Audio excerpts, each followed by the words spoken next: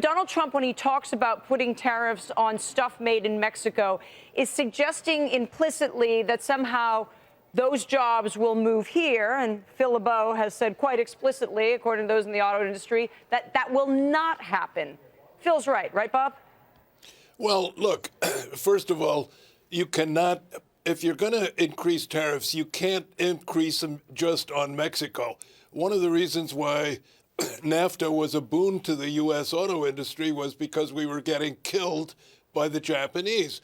And NAFTA permitted some of the costs to be diluted, especially for Tier 1 and Tier 2 suppliers. And if we slap any kind of large tariff on Mexico productions, it will simply be, as Phil pointed out, he forgot to mention Japan. Japan would once again inundate the American market with cars. And look, Trump is a reasonable, good, analytical businessman. Once he takes an earnest look at the pluses and minuses of dealing with NAFTA and sees what the impact on American jobs, and by the way, a lot of those Mexican assembled units contain a very, very vast majority of U.S.-made mechanical components like engines and transmissions that are exported from the United States. And we also export cars to Mexico and to Canada. So my guess is if he wants to look at unfair trade, and he has said he is for fair trade, for free trade, but it's got to be fair, he would need to look at the Germans before anything else, because we have a 10% tariff going into the EU, which hits all American-produced cars, plus a 20% value-added tax when they land in or when they're sold in a European country, which makes American vehicles practically uncompetitive in Europe.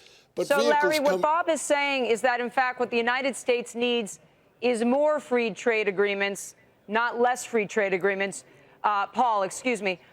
Sorry, Paul. That's all right. I'm sure. I hope that doesn't happen too often. I don't think I said that, but that's okay. Well, okay, so maybe you didn't. But Paul, would it be helpful if, in fact, the United States increased the number of fair trade agreements so that, for example, like Bob was saying, when we sell to Germany, that American car gets on the auto lot at a lower price? Well, yeah, I mean, absolutely. Look, trade works in a lot of different ways. It's not just Mexico to America or even vice versa. But you know, Bob quite correctly mentioned the cars that are built in the United States to go to Mexico, but also a lot of cars that are built in America rely on components made in Mexico that are shipped up here to assembly plants and make the cars produced here more economical. I mean, it doesn't make sense to produce door handles in America, really, as opposed to Mexico. So that's one thing to consider. And by the way, the larger picture is, let's just put the auto industry aside for a minute. If you really want to stem the flow of immigration from Mexico to the United States, the best thing to do, forget a wall, the best thing to do is to have well-paying jobs in Mexico, increasing prosperity and a rising middle class there that'll make people want to stay there as opposed to come up north where it's cold. So, but is this really about, Paul, is this really about an immigration issue, or is it about an employment issue?